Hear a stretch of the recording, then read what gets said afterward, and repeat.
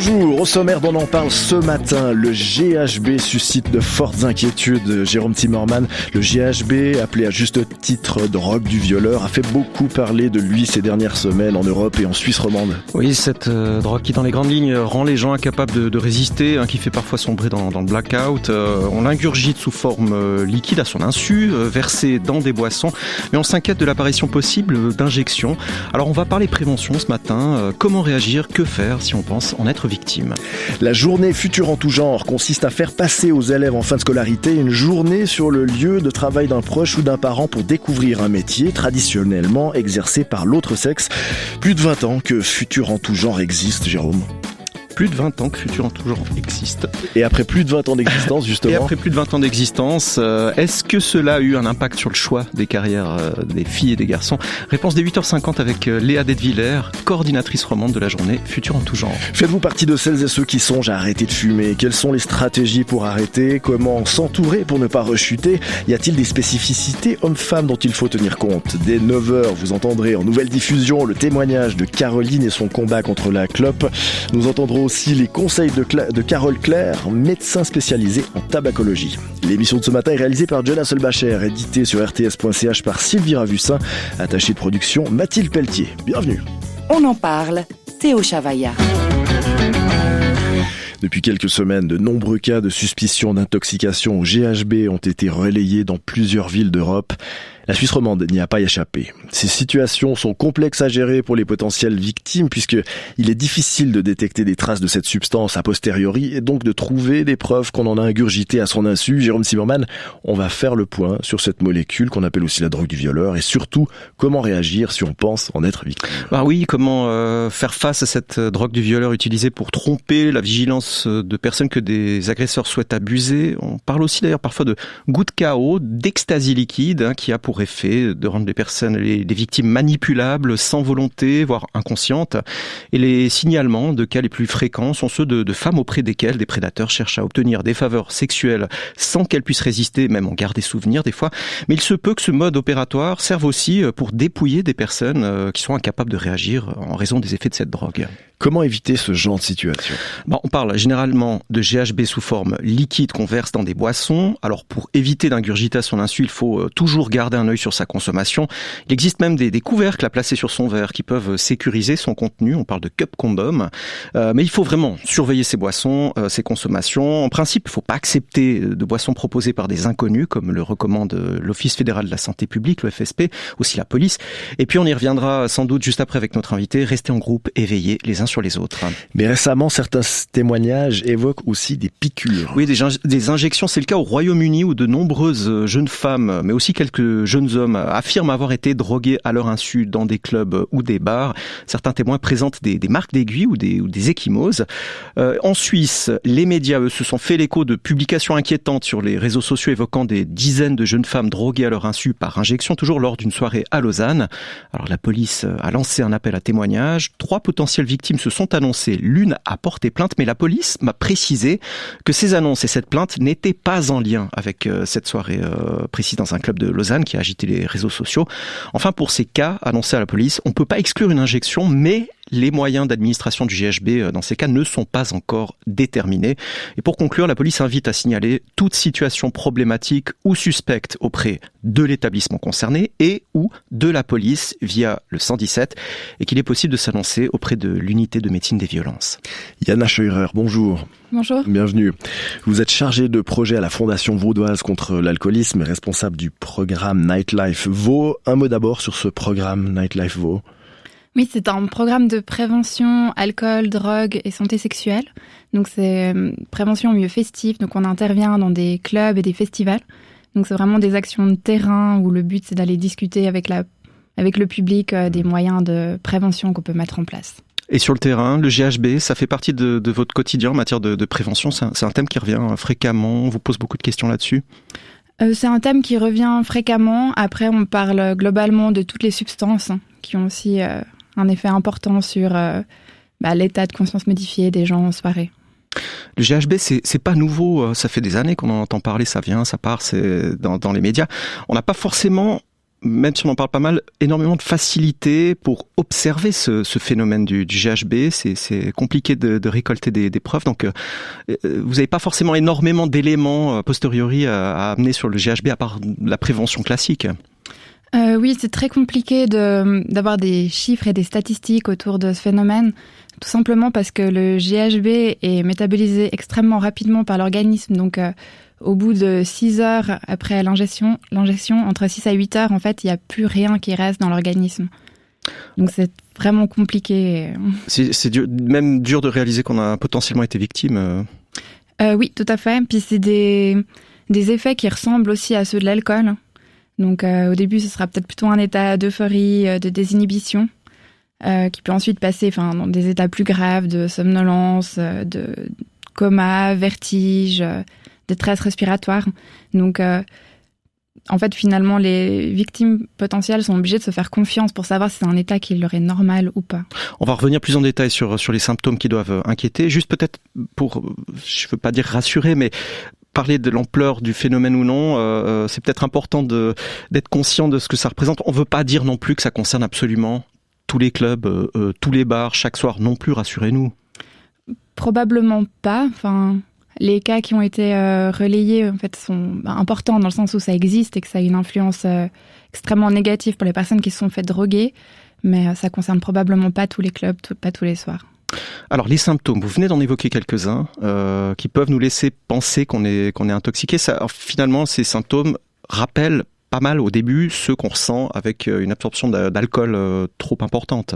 Oui, donc en fait les deux substances sont des dépresseurs, donc vont avoir des effets similaires sur le système nerveux central. Ensuite, ce qui peut souvent arriver, c'est que les personnes, le GHB va être beaucoup plus rapide. Donc ce sera comme si on a bu énormément d'alcool alors que peut-être on est à sa première boisson et que donc c'est vraiment en fait la personne qui sait que c'est pas un état normal. Alors on doit être conscient, on ressent que c'est pas un état normal, on doit se faire confiance dans ces cas-là, oui. On ressent des choses qu'on n'a pas ressenties d'habitude avec la consommation d'alcool. Oui, tout à fait, c'est ce qui ressort beaucoup des témoignages. La combinaison alcool, GHB, ça amplifie, c'est justement ce que cherchent les personnes qui administrent le GHB. Sans alcool, ça fait pas autant d'effets. Alors ça fait beaucoup d'effets, mais ça dépend de la dose qui a été administrée. Après, ce sont deux dépresseurs, donc quand on les mélange ensemble, ça va augmenter les effets. Il y a un risque quand même important de détresse respiratoire et de coma. Au début, on est peut-être désinhibé, vous dites que les effets viennent rapidement. Par la suite, parce qu'on entend souvent des personnes qui n'ont plus aucun souvenir après avoir potentiellement absorbé, été intoxiquées avec du GHB, ces effets-là, ça intervient beaucoup plus tard ou ça peut aussi arriver rapidement ? Ça peut être très rapide. C'est vraiment, ça dépend en fait de la quantité qui a été mise. Donc les effets commencent déjà après 10 à 20 minutes d'ingestion, donc c'est vraiment rapide. Et en plus, il y a le GHB, mais il y a le GBL, qui est un précurseur du GHB, et qui, du coup, en fait, en termes de quantité, ça va être d'autant plus important, et chaque organisme va réagir différemment à cette substance. Si on sent justement que notre comportement est anormal, qu'on a des sensations anormales par rapport aux autres fois, on fait quoi dans ces situations ? Qui est-ce qu'on avertit ? La police, l'établissement, les amis, les urgences ? Alors, d'abord, je dirais les amis, dans le sens que le groupe d'amis, c'est un facteur protecteur en soirée. Un réflexe que beaucoup de personnes ont, en fait, c'est le réflexe primaire de la fuite. Donc les gens partent et se retrouvent seuls dans la rue, ce qui en fait, en termes de vulnérabilité, est très dangereux. Donc ce sera d'abord les amis, ensuite aller aux urgences pour pouvoir faire un prélèvement le plus rapidement possible, pour pouvoir prouver en fait l'intoxication. C'est là aussi que les amis, c'est important, dans le sens où peut-être la personne intoxiquée ne sera pas en état de se rendre aux urgences. Donc le groupe d'amis, c'est vraiment un facteur protecteur en soirée. Et ensuite, en deuxième temps, une plainte à la police. Et il y a aussi les centres La Vie dans chaque canton qui permettent en fait d'obtenir un soutien en cas d'agression. Il y a également, donc ça c'est la situation en soirée, quand on considère qu'on a peut-être des symptômes ou qu'une personne de notre entourage, donc le groupe est très important, mais il y a aussi les cas de personnes qui se réveillent sans aucun souvenir de leur soirée, qui se disent potentiellement il s'est passé quelque chose. Dans ce cas de figure précis, comment est-ce qu'on réagit ? Là aussi, qu'est-ce qu'on fait ? Se rendre aux urgences le plus rapidement possible. S'il y a suspicion d'agression sexuelle, par exemple, il faudrait justement pas se laver, pas jeter ses habits, qui sont des réflexes assez standards de victimes. Vraiment aller faire un constat aux urgences le plus rapidement possible. Sur aller porter plainte, raconter ce qui s'est passé, ça peut être compliqué. Aujourd'hui, il y a suffisamment d'évolution dans cet accueil de la parole, de ces témoignages. Ça, c'est un point assez crucial, je pense, pour pas sentir qu'on est face à un mur quand on doit raconter qu'il s'est potentiellement passé quelque chose. Oui, alors la question de l'accueil, c'est assez primordial parce qu'on sait qu'une personne qui s'est fait agresser, le fait d'aller porter plainte ou d'aller témoigner, c'est une étape qui est très difficile à faire. Il y a souvent un système de culpabilisation des victimes ou de honte qui est assez fréquent. Et du coup, c'est super important que ces personnes reçoivent un accueil bienveillant quand elles viennent témoigner. Est-ce que c'est le cas ? Je ne sais pas exactement. D'après les témoignages, ils semblent pas toujours. Alors que, en fait, finalement... avoir un accueil bienveillant, c'est peut-être uniquement ce que demandent les victimes à la base.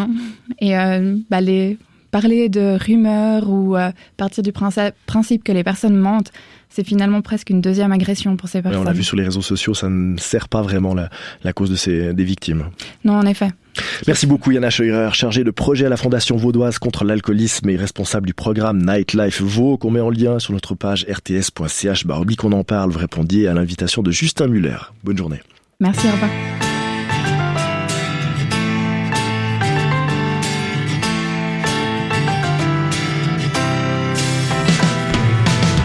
I knew I should have stayed when you told me to wait outside. Why do you never listen to me, darling? Oh, honey, I must confess, you're still the prettiest girl, even in a blood-stained dress. Oh, darling.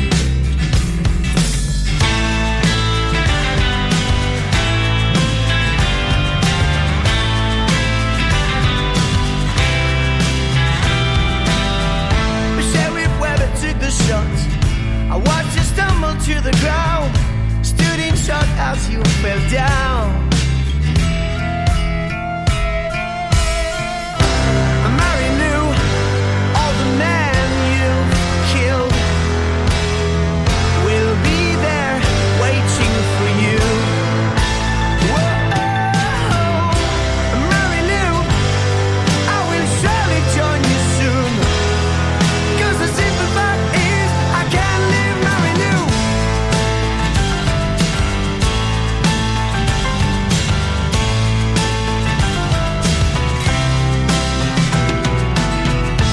I will let your life of being lost in vain.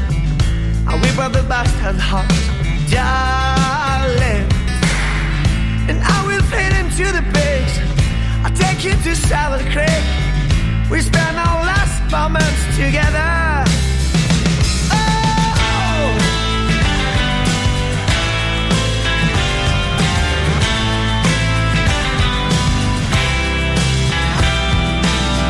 We'll watch the final sunset. I smoke my last cigarette, wipe my tears and say goodbye.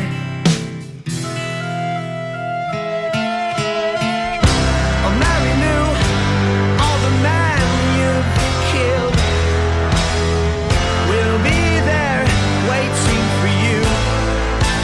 Whoa, Mary Lou, I will surely join you soon, 'cause the simple fact is I can't live Mary Lou.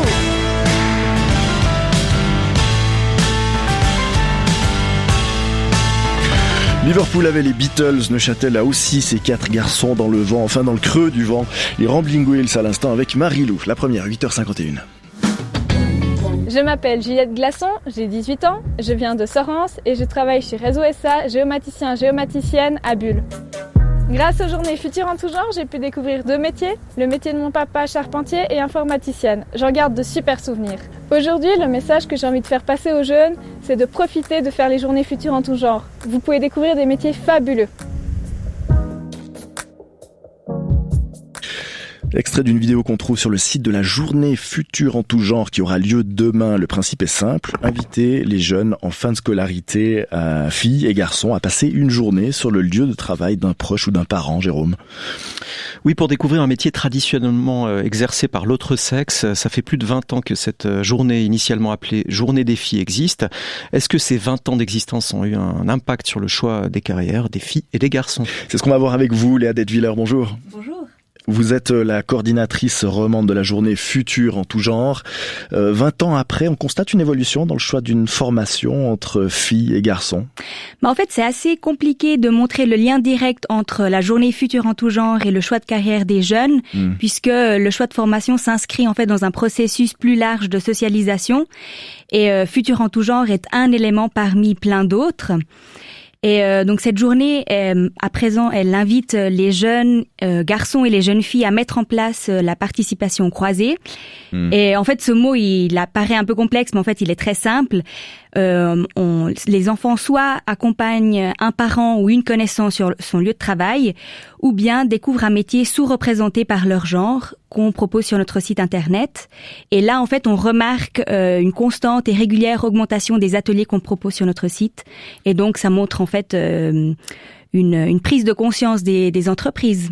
On a entendu juste là en introduction Juliette de Sorens, mais est-ce que vous avez d'autres exemples de jeunes qui ont trouvé leur voie grâce à Futur en tout genre, Léa Detwiller? Oui, il y en a certaines.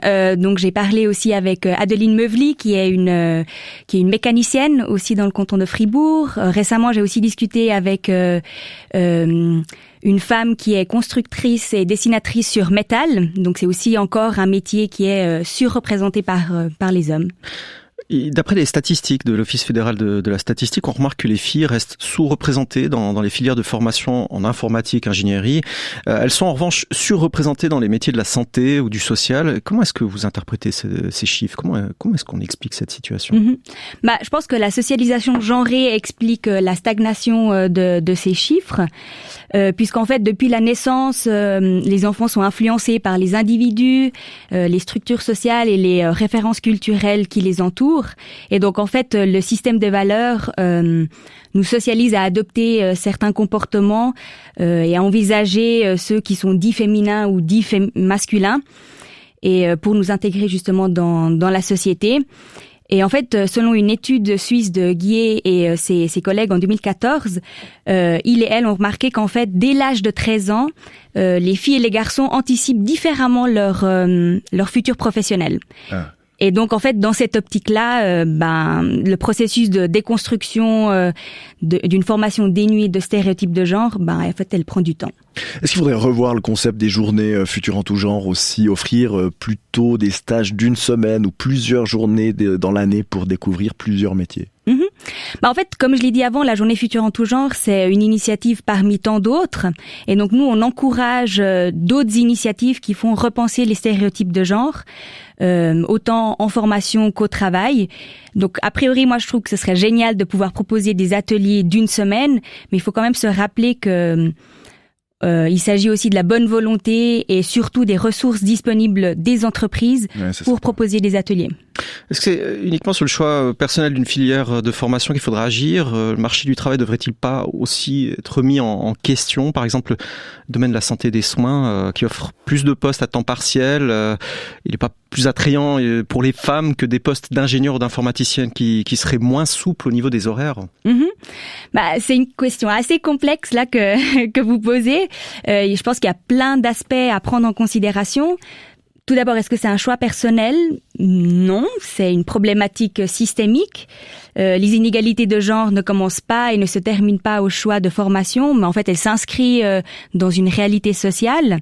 Et donc oui, il faudrait changer ou en tout cas repenser le marché du travail. Et en fait, concernant le temps partiel, je pense que c'est la question vraiment, c'est pourquoi est-ce que les femmes font du temps partiel? Et je pense que probablement elles n'ont pas forcément envie de travailler à temps partiel, mais elles sont obligées ou elles se sentent obligées puisqu'il n'y a pas assez de structures parascolaires.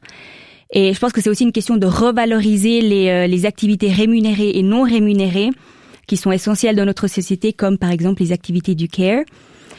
Et je pense aussi qu'il faut pas seulement se concentrer sur le temps partiel des femmes, mais il faut aussi encourager les hommes à faire du temps partiel et s'impliquer plus dans la vie familiale. Et en fait, les statistiques, on voit, elles vont dans ce sens-là, puisque en 1991, ils travaillaient moins à temps partiel qu'aujourd'hui. Il y a aussi un immense boulot, j'imagine, de sensibilisation à tous les échelons. Oui, faire, oui, exactement. Comme je disais, il y a les bureaux d'égalité, il y a les départements de l'instruction publique qui sont là toujours pour déconstruire les stéréotypes de genre. Merci Léa Detwiller, coordinatrice roman de la journée Futur en tout genre, d'avoir répondu à l'invitation de Philippe Girard pour tirer le bilan de ces journées qui ont maintenant plus de 20 ans d'existence. Et la prochaine, on la rappelle, ce sera demain.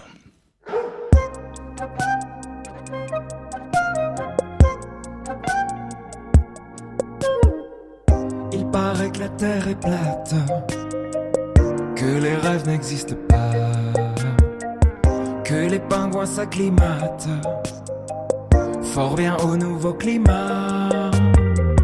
Ils te disent que c'est ta faute si tout c'était un pour toi. Mais y a bien des étoiles mortes que je vois briller là-bas. Oh là là. Serre-moi de l'amour dans un verre de pastèque. Oh là là, oh là là. On a fait le tour de Verlaine et de Kafka. Oh là là, oh là là. Serre-moi de l'amour dans un verre de pastèque. Oh là là, oh là là. On a fait le tour de Verlaine et de Kafka. Oh là là. Il paraît que la nature serait bien mieux sans nos lois. En attendant le futur, cacahuètes et pastèques. Oh là là, oh là là. Serre-moi de l'amour dans un verre de pastèque. Il sera en concert le 9 octobre 2022 à l'Arena de Genève. Julien Doré avec WAF à l'instant. À suivre dans cette émission, faites-vous partie de celles et ceux qui songent à arrêter de fumer? Quelles sont les stratégies pour être efficace? Comment s'entourer pour ne pas rechuter? Dès 9h, vous entendrez en nouvelle diffusion le témoignage de Caroline et les conseils de Carole Claire, médecin spécialisé en tabacologie. Avec les automnales du 12 au 21 novembre à Genève et le Gruyère AOP. Ne quittez pas puisqu'on en parle revient juste après les infos. La première, il est 9h, voici le journal. RTS Info, Vincent Stecklin. Le trafic ferroviaire est toujours fortement perturbé ce matin sur la ligne CFF entre Lausanne et Genève suite à un affaissement à la hauteur de Tolochna suite à des travaux. Des bus assurent la liaison entre Alamand et Morges. Les CFF demandent à leurs clients d'éviter de voyager aujourd'hui entre Lausanne et Genève. La durée de la perturbation reste pour l'heure inconnue.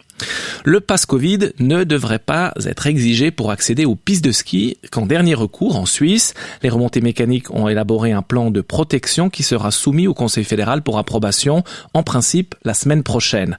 Par rapport à l'hiver dernier, plus besoin du masque sur les télésièges ou dans les files d'attente à l'extérieur. Le port du masque est en revanche maintenu dans les télécabines, dans les téléphériques et les autres transports ou locaux fermés. Mais qu'est-ce qui est prévu si la situation sanitaire se dégrade? Pierre Matet, directeur des remontées mécaniques valaisannes. Si la situation sanitaire devait se péjorer, évidemment qu'il faudrait s'attendre à des mesures plus restrictives et pourquoi pas le pass sanitaire. Comment vous feriez à ce moment-là? Est-ce qu'on pourrait le mettre en œuvre rapidement? Alors la mise en œuvre du contrôle du pass sanitaire pour les remontées mécaniques est une difficulté qui n'est pas résolue à ce jour. J'ai pu l'expérimenter en Italie le week-end passé. Et puis dans les faits, ça fonctionne pas de par le nombre de visiteurs, de skieurs et de passages au tourniquet. Donc le résultat, c'est des files d'attente interminables et puis des cabines vides. Des propos recueillis par Marie Giovanola. La France, mais aussi l'Italie, lancent notamment leur campagne pour la 3e dose vaccinale contre le Covid. Israël l'administre déjà depuis fin juillet. La campagne a été lancée après une 4e vague meurtrière cet été liée au variant Delta du virus. Et le bilan semble plutôt positif. Le pays n'a pas subi de nouveaux confinements et les contaminations sont en chute libre. Stéphane Amar. L'été dernier, Israël connaissait un pic inquiétant des contaminations, jusqu'à 12 000 par jour. Adultes et adolescents se sont alors rués vers les centres de vaccination pour recevoir la 3e dose du vaccin. Résultat, 3 mois plus tard, on déplore seulement quelques centaines de cas quotidiens, la plupart sans gravité. Pour le professeur Cyril Cohen de l'université de Bar-Ilan, la 3e dose a permis d'éviter le pire. En ce qui concerne son efficacité, nous venons de publier une étude dans le Lancet qui montre qu'en fait, administrer une 3e dose permet de réduire les chances de faire une forme grave de 93% comparé aux gens qui ont reçu 2 doses et à peu près la mortalité de 80% comparé aux gens qui ont reçu une fois de plus 2 doses. Le gouvernement israélien veut aujourd'hui passer à une nouvelle étape, la vaccination des enfants de 5 à 11 ans.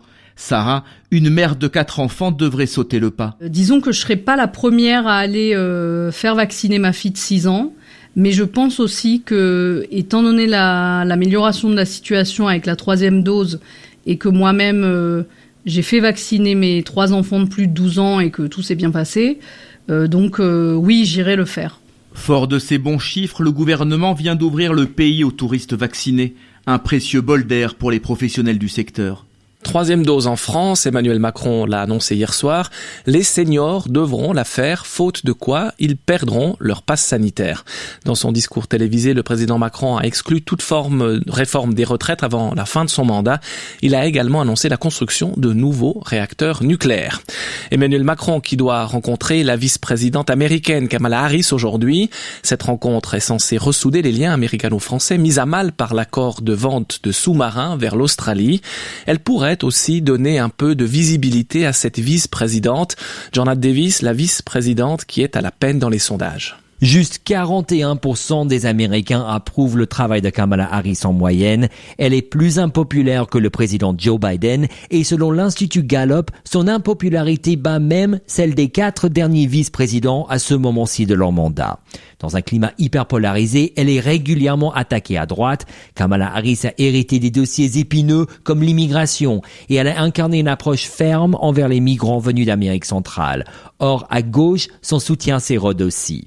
La première vice-présidente noire était portée comme un symbole par les démocrates en 2020. Beaucoup voient en elle le successeur naturel de Joe Biden s'il ne se représente pas en 2024. Mais les sondages défavorables pourraient plomber ses ambitions présidentielles. Jordan Davis, RTS Info, Washington. Et à Fribourg, il y aura bien une entente de droite pour le 2e tour des élections cantonales. Cette alliance comprendra 2 centristes, 2 PLR et un UDC. L'Assemblée des délégués du centre a accepté hier soir à une large majorité de retirer sa 3e candidate, Luana Menoubaldi, de son ticket et de s'allier avec les autres partis du bloc bourgeois. La candidate malheureuse en a profité pour dénoncer le fait qu'il n'y avait plus de femmes dans le bloc bourgeois dans la course. Luana Menoubaldi est dépitée. Alors je pense que l'amertume, elle est du fait qu'il n'y a pas une femme sur ce ticket. Vous avez déclaré lors de cette assemblée que les partis de l'entente de droite ont décidé de bannir toute présence féminine pour le 2e tour. C'est une petite bombe que vous lâchez là ce soir. C'est un peu la réalité. Dans les discussions qu'on a eues, bien sûr, on s'est focalisé sur cette position 2-2-1. Donc c'est la réalité. Il n'y a pas de femmes maintenant sur ce ticket. Luana Menoubaldi interrogée par Maurice Doukas. Le temps de ce mercredi sera assez ensoleillé avec des nuages en provenance du sud, surtout sur le bassin lémanique et en Valais. Il y aura des bancs de grisaille ce matin sur le plateau. Ce sera nuageux avec des flocons sur la crête des Alpes valaisannes, plus ensoleillé cet après-midi. Maximum 9 degrés en Brenne cet après-midi, 13 en Valais. La météo avec la vente en ligne alloboisson.ch, livraison au bureau et à la maison. Vincent Stecline pour le journal et la météo, merci. Infotrafic RTS. Sur l'axe Yverdon-Genève, les voitures accidentées ont pu être dégagées. Toutefois, un bouchon est toujours signalé entre la Sarah et l'échangeur d'écus blancs en direction de Genève. Et en conséquence, des embouteillages remontent toujours sur le contournement de Lausanne jusqu'à Vennes ainsi que sur les routes du réseau secondaire. On en parle, deuxième partie, le chemin de croix que peut représenter l'arrêt de la cigarette. Le voici en nouvelle diffusion.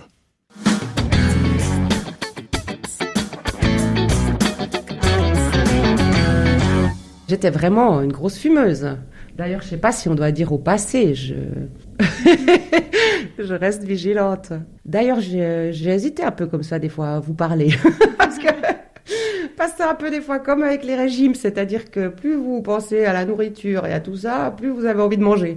Donc cette cigarette, à des moments, il a vraiment fallu que je fasse comme si ça n'existait pas, que j'avais jamais fumé, qu'on ne savait pas ce que c'était que ce truc-là, puis surtout, fallait pas en parler, parce que sinon, voilà, j'ai qu'une envie, c'est de m'en allumer une. Donc voilà. Pas facile d'arrêter de fumer, hein. Caroline, 47 ans et un parcours type de fumeuse qui essaye d'arrêter de fumer en forme de montagne russe. Alors quelles sont les stratégies pour arrêter de fumer? Comment s'entourer pour ne pas rechuter? Y a-t-il des spécificités, femmes, hommes? Frédéric Vollery, en cette journée mondiale sans tabac, vous nous proposez d'aborder ces questions au regard de ce témoignage.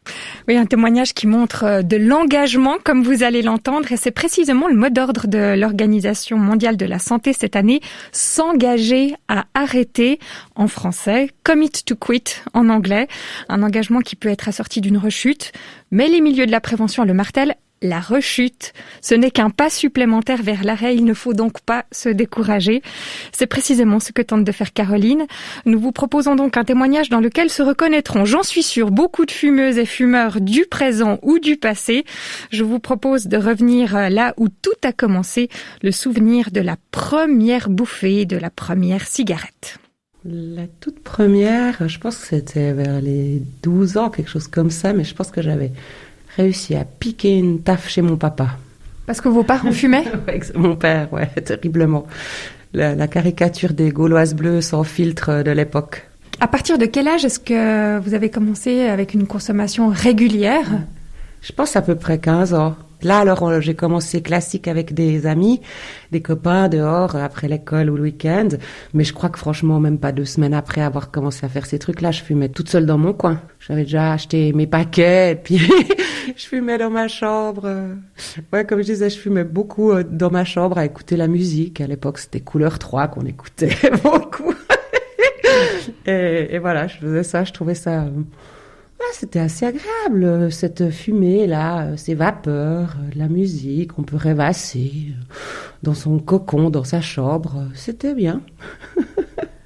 Vous entendiez déjà parler des conséquences néfastes de la cigarette?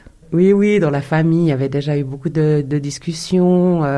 Je pense que les discours préventifs en termes de santé n'avaient vraiment aucun impact sur moi et puis sur d'autres gens, j'imagine, hein, parce que s'il suffisait de savoir que c'est mauvais pour la santé pour arrêter, je pense qu'il n'y aurait plus beaucoup de gens qui fumeraient. Donc vous avez commencé à 15 ans de façon régulière et après vous avez essayé d'arrêter. Et la première tentative, c'était à quel âge? Vers les 22 ans, ouais. Et je me rappelle bien que cette première tentative, c'était vraiment un peu plutôt une espèce d'expérience un peu existentielle, puisque j'avais quand même commencé assez tôt, j'avais l'impression que j'avais un peu jamais vraiment vécu, disons, une vie un peu d'adulte sans cigarette. C'était assez puissant comme expérience, même carrément physique. J'avais l'impression d'être un peu comme ça, jetée dans le monde, d'être en rapport direct avec le monde, et je trouvais ça très fatigant. Je crois que déjà à l'époque, j'ai tout de suite senti que j'aimais quand même bien avoir mes îlots de fumée pour un peu m'extraire du tumulte du monde. Donc cet arrêt, il n'a pas duré très longtemps? Non, il a duré 9 mois, 1 kilo par mois. Ça a été dur, ouais. Ma généraliste à l'époque, elle m'avait dit que les études montraient qu'entre fumeurs et non-fumeurs, il y avait 4 kilos d'écart en moyenne. Alors moi, 9, c'était beaucoup trop. Mais c'est vrai que c'est quand même aussi toujours une question, ces kilos. Donc après, vous avez recommencé à fumer, vous avez perdu les 9 kilos? Ouais, écoutez, oui, après, il y a toujours un peu des périodes où on oscille, enfin, où moi j'oscille un peu, mais non, oui. J'en ai perdu une bonne partie, en tout cas, ouais. Oui, c'est clair. Parce qu'après, vous avez refait des tentatives. Expliquez-nous. Alors, plus tard, ça devait être vers les 30 ans. Là, j'ai arrêté à nouveau 6 ans. Je pense que mon partenaire de l'époque avait été vraiment un soutien fort. Alors déjà, mon partenaire à l'époque, il fumait pas. Et d'ailleurs, là, dans les soutiens pour l'arrêt, j'ai vraiment eu l'impression de devoir m'armer, mais jusqu'aux dents, quoi, pour arrêter. Là, j'ai eu un suivi avec ma généraliste, avec tout ce qui pouvait exister en substitut de nicotine, des patchs, les chewing-gums, des espèces d'inhalateurs, tout ce que vous voulez. Et puis, de mon compagnon de l'époque et ma meilleure amie aussi à l'époque, avec qui, en fait, j'ai carrément... c'est affreux de dire ça, mais c'est des techniques qui sont utilisées souvent pour les gens addicts aux drogues dures. C'est-à-dire de passer une sorte de contrat Le contrat stipule que vous pouvez fumer une cigarette si vous voulez, mais vous êtes tenu de les contacter, de les en informer avant de passer à l'acte. Puis on se dit, on essaye. Et donc c'était beau. J'avais ce soutien-là et peut-être que là, de s'appuyer sur les autres, ça aide. Et là, je sais très bien, il y a eu des moments où je voulais absolument fumer. C'était tard le soir, je voulais pas réveiller cette copine ou mon compagnon. Donc, puis le temps qu'en fait, vous réfléchissiez à tout ça, que vous demandiez si vous allez quand même les appeler ou pas, en tout cas, dans mon cas, ça a passé. Puis je me suis calmée, puis je me suis dit que j'allais pas fumer cette cigarette. Vous avez tenu 6 ans, après vous avez recommencé. Oui, ouais, exact.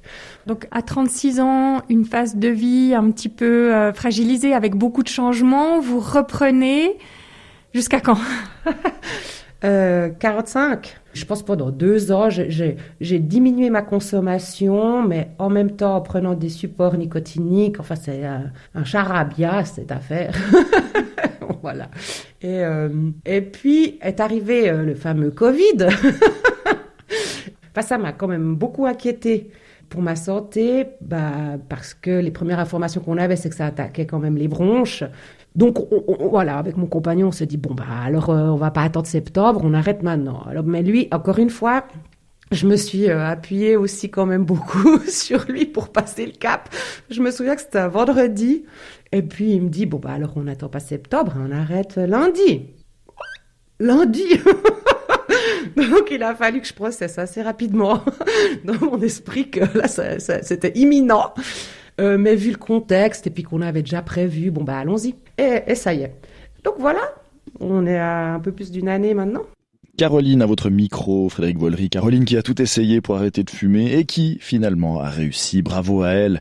On espère qu'elle tiendra le coup. Bonjour Carole Claire. Bonjour. Bienvenue, vous êtes médecin co-responsable du département formation, recherche et innovation à Unisanté au CHUV et spécialisé notamment en tabacologie.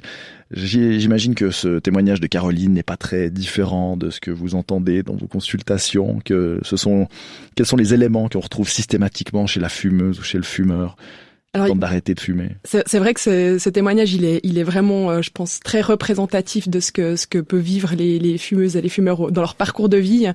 Ce qu'on voit déjà, c'est qu'il y a plusieurs tentatives, plus ou moins longues, qui sont faites avec ou sans aide, et qu'il y a des rechutes, mais elle remet ça à l'agenda et il y a des déclics qui font qu'elle va retenter un arrêt. Donc ça, c'est assez représentatif, même si forcément, on a tous et tout entendu qu'il y a des fumeurs qui ont arrêté du jour au lendemain et qui n'ont plus jamais retouché une cigarette. Mais la norme, c'est plutôt de faire plusieurs tentatives, puis on apprend de chaque tentative d'arrêt. Mais quand on écoute Caroline, on a l'impression qu'il y a tout un monde, que sa pause cigarette lui offre un moment de détente hors du temps, une sorte de bulle de fumée qui la coupe du monde extérieur. Lorsqu'on souhaite arrêter, par quoi est-ce qu'on remplace cette fameuse bulle de détente ? Alors c'est vrai que peut-être je reviens juste sur cette impression de détente. C'est vrai que quand on regarde vraiment la cigarette, en particulier la nicotine qui est dans la cigarette, c'est tout sauf un relaxant. C'est quelque chose qui va plutôt augmenter votre système adrénergique, donc ça va faire accélérer le cœur, ça augmente la pression. Donc c'est plutôt stimulant, mais c'est vrai que ça répond souvent à un manque. Quand on fume une cigarette, on n'en a pas fumé pendant quelques temps, donc ça détend. Et puis c'est vrai qu'il y a toute la symbolique aussi, qui a été aussi pas mal véhiculée par le marketing. On associe ça un moment pour soi, un moment de détente. Donc c'est vrai que ça, c'est important à préparer quand on arrête de fumer. Donc de se dire, ce moment ce moment de détente ou peut-être ce moment de pause. Quand on travaille toute la journée, c'est vrai que les pauses cigarettes, elles rythment la journée. Il faut les remplacer par autre chose. Alors ça peut être simplement prendre l'air avec d'autres collègues non-fumeurs. Si on est bien solide, on peut même continuer avec ses collègues fumeurs, mais en faisant autre chose que fumer. Ou simplement s'accorder un petit moment pour soi. Boire un verre d'eau, faire des exercices de relaxation. On peut parler d'un lien affectif entre la cigarette et le fumeur. Quand on voit certains collègues qui tripatouillent leur cigarette pendant une séance en attendant la prochaine pause, impatiemment. Alors je pense que c'est vraiment ça, et je pense que c'est important justement de le dire, parce que de dire non, c'est juste une substance qu'on utilise, c'est un peu fou, et je pense qu'il y a vraiment, effectivement, moi j'entends des patients me dire que c'est leur soutien, c'est quasiment une amie, on va le dire au féminin, c'est la cigarette. Donc oui, c'est vrai, et il y a une sorte de deuil aussi, quand on arrête de fumer, on a aussi aussi presque une perte d'identité des fumeurs qui peut se faire. Donc tout ça, de nouveau, il faut le préparer, il faut en être conscient. Mais la bonne nouvelle, c'est qu'on peut faire sans et on continue de vivre relativement bien et d'avoir une vie sociale relativement riche aussi. Le risque, c'est de remplacer la cigarette par la barre de chocolat, par exemple. Caroline l'a dit, lors de sa première tentative d'arrêt à 20 ans, elle a pris 9 kilos. C'est un argument qui fait peur à beaucoup de personnes, cette prise de kilos. Alors c'est vrai que la prise de poids, c'est quelque chose qui est pas une fatalité, mais qui arrive quand même. Dans 70%, 80% des cas, on va prendre du poids. Ce qui est important de savoir, c'est que la cigarette, elle augmente les dépenses énergétiques. Donc, sans rien faire, quand vous fumez, vous dépensez 200 kilocalories, c'est l'équivalent d'un croissant. Donc, c'est sûr, quand on arrête de fumer, on n'a plus cette dépense-là. Et puis, la cigarette, elle agit aussi sur les contrôles de l'appétit. Et puis, elle occupe, comme on disait tout à l'heure, elle occupe les mains. On fait quelque chose, c'est un soutien. Donc, tout ça, quand on arrête, il va falloir essayer de le remplacer ou de contrôler, mais effectivement, plutôt éviter la barre de chocolat et plutôt remplacer par autre chose. Un thé, c'est un peu... Mais voilà, moi j'ai des patientes, justement, on prépare un peu, des patients, on prépare un peu ça. Donc on se dit peut-être d'avoir des snacks dans son sac pour répondre à la fringale, plutôt d'anticiper un peu ces moments-là. Les bâtons de réglisse, ça marche pas si mal, j'ai l'impression, Théo Chavaya. J'ai essayé avec les bâtons de réglisse il y a quelques années, ça marche plutôt bien. Quand vous dites que la cigarette augmente la dépense énergétique, la dépense calorique, c'est quoi le processus? C'est-à-dire que le corps se bat pour lutter contre tout ce qu'il y a de mauvais dans la cigarette, ou juste comme ça, simplement, ça brûle des calories? Alors en fait, ça va stimuler le système sympathique. C'est en fait le système qui va se mettre en marche quand on est soumis à un stress, par exemple quand on doit fuir. On a ce système-là. Donc en fait, on a d'ailleurs des études qui ont été faites en Suisse, sponsorisées par l'industrie, qui ont justement mis des fumeurs dans des je touche le micro, dans des sortes de cages où on a mesuré ça, et ça a été d'ailleurs très bien étudié et très bien marketé aussi par l'industrie, mais on a vraiment une stimulation de notre système. Alors c'est pas les défenses immunitaires, mais c'est vraiment le système qui va faire qu'on dépense de l'énergie, que notre cœur bat plus vite, et qui fait qu'on dépense naturellement un peu plus d'énergie. De nouveau, c'est pas un moyen incroyable pour perdre du poids, parce que ce qu'on sait moins aussi, c'est que le fait de fumer va favoriser l'accumulation de graisse au niveau du ventre, de graisse abdominale. Et ça, c'est quelque chose qui est méconnu, mais que beaucoup de fumeurs et de fumeuses vivent. En fait, c'est ce petit ventre en fait qu'on a de la peine à perdre, et qui est aussi un effet de la nicotine et des composants du tabac. On parle beaucoup de comment fonctionne le corps par rapport à cette nicotine. Quelle est la meilleure façon d'arrêter? Il y a pas mal de différences hommes-femmes à ce niveau-là, je crois. Oui, alors c'est vrai que malheureusement, en tout cas, les études montrent que les femmes ont un peu plus de difficultés à arrêter. Alors, il y a deux raisons principales. La première, c'est que on a un métabolisme de la nicotine qui est différent. Donc les femmes vont métaboliser plus rapidement, notamment du fait des œstrogènes. Donc les femmes avant la ménopause ont une métabolisation plus rapide et plus de risques de devenir dépendantes à la nicotine. Et puis les substituts nicotiniques sont aussi moins efficaces chez elles.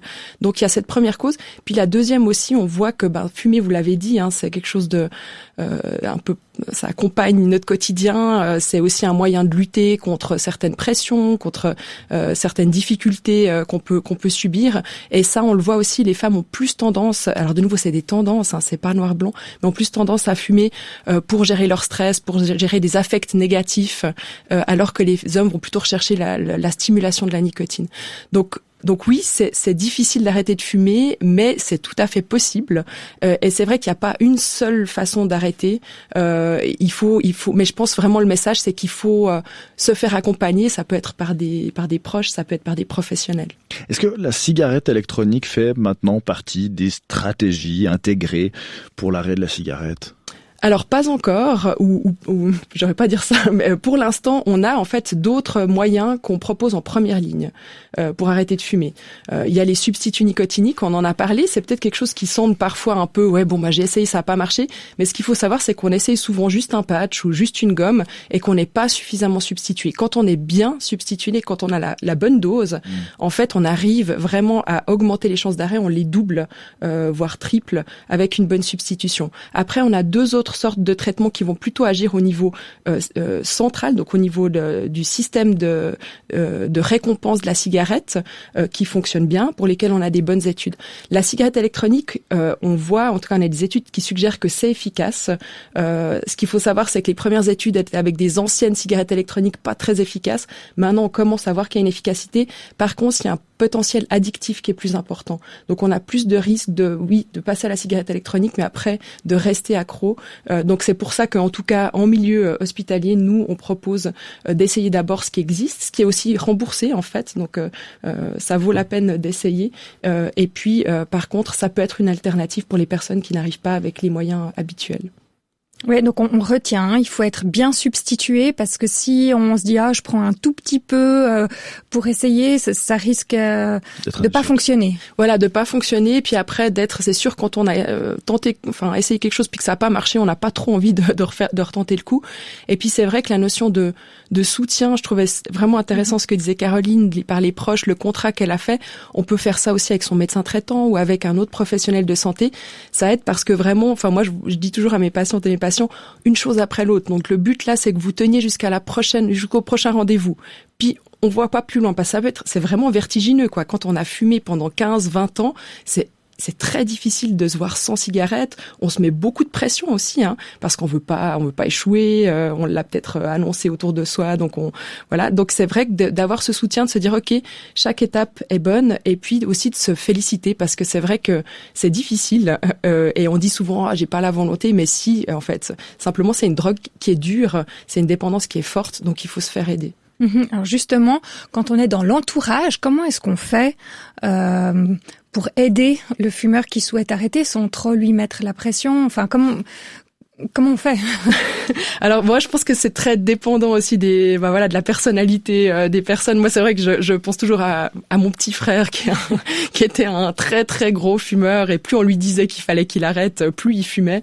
C'est vrai que je pense qu'un des, peut-être pour moi une des pistes, c'est que la personne puisse s'envisager et prendre confiance aussi, de se dire ok, je peux y arriver. Donc plutôt être là en soutien, plutôt que de mettre la pression en disant dans 2 semaines faut que tu arrêtes, et plutôt dire tu peux y arriver, on est là. Et puis je trouve que vraiment l'idée du contrat, peut-être de faire attention, de proposer d'autres activités pour éviter de fumer.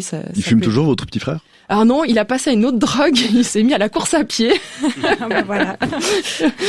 Mais voilà, mais c'était pas simple. La rechute, c'est pas un échec, on est d'accord. Ça fait partie du processus montagne russe qui, peut-être, en fin de compte, aboutira à un arrêt définitif. Exactement. Donc c'est vrai que souvent aussi on est découragé, comme je disais tout à l'heure. On pense que tout le monde a réussi à arrêter du premier coup facilement, parce que bien sûr on va plus en parler quand on arrive à arrêter du premier coup. Et en fait non, la norme c'est plutôt de faire plusieurs tentatives. Par contre, ce que je trouve assez intéressant, c'est qu'à chaque tentative on apprend un peu, puis on se dit oui, la dernière fois j'ai rechuté parce que je suis allée à une soirée et puis je m'étais pas vraiment préparée. Donc on identifie ces moments-là. Et puis ce que je trouve aussi assez intéressant, c'est qu'on peut tout l'apprentissage qu'on fait quand on arrête de fumer, ça peut aussi être utile pour d'autres choses. Et c'est vrai que souvent on voit une personne qui arrête de fumer, elle va peut-être aussi changer d'autres choses dans sa vie. Donc tout ça, c'est une force en plus. C'est l'arrivée du Covid qui a motivé Caroline et son amie à arrêter de fumer. Quel a été l'effet du Covid sur la consommation de tabac en Suisse ? Alors l'effet était assez, peu positif. On a une petite enquête qui a été faite au niveau suisse, qui montre en fait que les personnes ont plutôt il y a plutôt globalement une augmentation de la consommation de tabac, mais quand même, on voit qu'il y a environ 4 à 5 personnes qui ont arrêté de fumer pendant la pandémie. Donc c'est plutôt des personnes comme Caroline qui étaient soucieuses de l'impact du tabac par rapport au Covid et aux complications. On sait que les personnes fumeuses avaient plus de risques d'avoir des complications, d'être hospitalisées aux soins intensifs ou d'avoir un mauvais pronostic. Donc ces personnes-là, ça les a aidées. Par contre, les personnes qui étaient dans des situations compliquées, que ce soit professionnellement ou personnellement, celles-ci ont plutôt augmenté. Donc on voit que ça en fait presque un peu creusé encore les inégalités ou les écarts, dans le sens où les personnes qui étaient déjà dans des situations difficiles, pour elles, c'était peut-être encore un peu plus du fait du confinement ou du semi-confinement. Bon, c'était facile d'arrêter parce qu'il y avait quasiment plus de vie sociale. Oui. Maintenant, la vie sociale, elle reprend. Ça va être plus compliqué. Alors c'est vrai que pour les personnes qui ont arrêté pendant cette période-là et pour qui justement la diminution de l'activité sociale a été une aide, c'est vrai qu'il faut reprendre. Il faut arriver à reprendre, mais voilà, on sent les anciennes habitudes et tout ça s'anticipe un peu.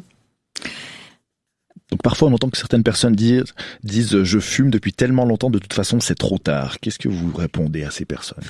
Alors c'est jamais trop tard et on a en fait une jolie étude qui a regardé les bénéfices en termes d'espérance de vie, donc les années de vie que vous gagnez quand vous arrêtez de fumer. Et même si vous arrêtez de fumer à 60-65 ans, vous gagnez 4 ans d'espérance de vie. Il y a assez peu de traitements qui permettent de prolonger votre espérance de vie de 4 ans. Si vous arrêtez à 30 ans, vous gagnez 10 ans. Donc c'est pas trop tard. Et puis il y a aussi tout le bénéfice pour le souffle, pour la santé, et puis aussi de se sentir libre peut-être. Pardonnez-moi d'insister, mais pour le poids, les 3, 4, 5, parfois jusqu'à 9 kilos que l'on prend, normalement les fumeurs, ceux qui arrêtent de fumer, après ils les reperdent une fois qu'ils ont repris un cours de vie normal sans cigarette. Alors, ils peuvent les reperdre, c'est pas toujours le cas. Ce qu'il faut peut-être savoir, c'est que les fumeurs ont un poids inférieur aux non-fumeurs. Donc on pèse environ 3-4 kilos. À ce que disait la généraliste il y a 20 ans, c'est juste, c'est encore juste. Les fumeurs ont un poids inférieur. Donc généralement, ils retrouvent le poids qu'ils auraient eu s'ils n'avaient pas fumé, mais souvent on en prend un peu plus.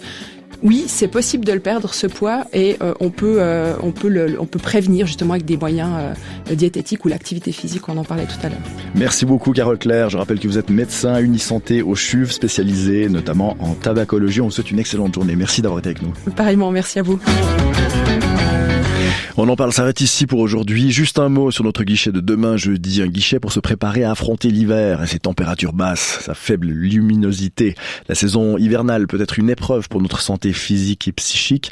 Alors comment se préparer au mieux pour vivre sereinement cette période de l'année? Compléments alimentaires, sport, luminothérapie. Comment est-ce que vous faites? On en parle. Ouvre dès maintenant son guichet à toutes vos questions et témoignages. Comment affronter l'hiver? Écrivez-nous maintenant, par exemple, à l'adresse on en parle @rts.ch. Des spécialistes de la santé seront là demain matin pour vous répondre. À demain, 8h35. Bonne journée.